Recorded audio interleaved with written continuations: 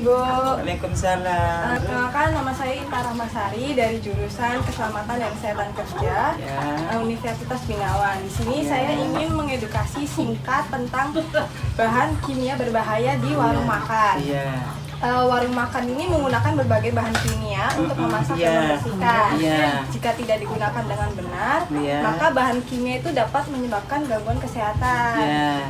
Nah, di sini saya akan menjelaskan bahan kimia berbahaya yang ditemukan di sini. Yang pertama itu ada minyak jelantah. Minyak jelantah yang sisa-sisa minyaknya dipanaskan secara berulang kali itu menyebabkan gangguan kesehatan seperti risiko kanker dan gangguan kesehatan lainnya. Kedua ada sabun cuci piring. Sabun cuci piring itu mengandung surfaktan dan bahan kimia lainnya. Terus juga ada racun tikus. Misalkan racun tikusnya itu dipasang di dapur pada saat memasak gitu kan.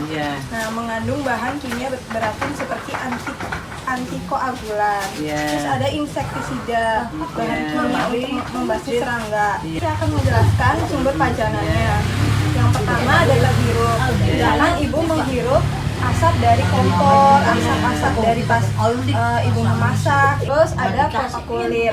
Kotak kulit misalkan ibu bersentuhan langsung dengan bahan kimia seperti asam cuka, terus sabun cuci piring gitu kan, dan pembersih lainnya. Terus pajanan tertelan tidak sengaja, misalkan ibu setelah memegang bahan kimia seperti racun tikus, terus lupa cuci tangan. Nah, ibu makan, nah itu nanti sisa-sisa racunnya bisa masuk tertelan.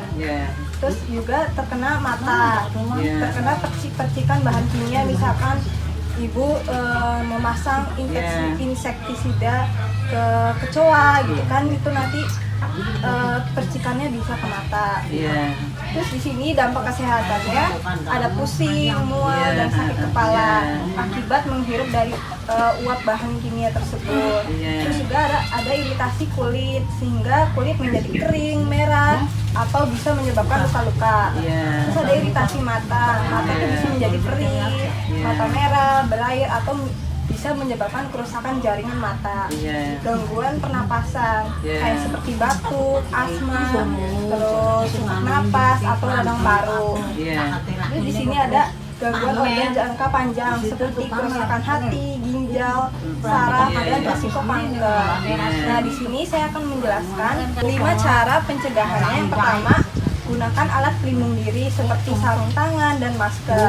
Sarung tangan digunakan saat mencuci atau menggunakan bahan-bahan kimia. Terus juga masker untuk menghindari dari uap atau asap kompor. Terus simpan bahan kimia yang aman. Simpan di dalam wadah yang asli dan tertutup rapat.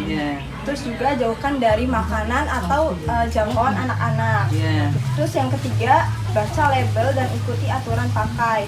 Sebelum memakai bahan kimia tersebut, baca label dulu sebelum digunakan, tata caranya itu kayak gimana, cara penyimpanannya itu kayak gimana, penggunaannya juga kayak gimana. Terus yang keempat, kebiasaan kerja aman. Jangan merokok di area kerja. Terus jangan mencampur bahan kimia sembarangan. Ibu harus cari tahu dulu bahan kimia tersebut aman nggak kalau dicampur. Cuci tangan setelah bekerja. Terus juga jaga kebersihan dapur dan peralatan alat-alat masak. Dan juga yang terakhir, ventilasi yang baik. Pastikan sirkulasi udara pada saat memasak itu udara asap kompornya bisa keluar dengan baik. Kenali tanda bahaya. Jika terjadi bahaya, hentikan pekerjaan dulu, cuci area yang terpapar, dan segera ke puskesmas atau rumah sakit terdekat jika ada terluka.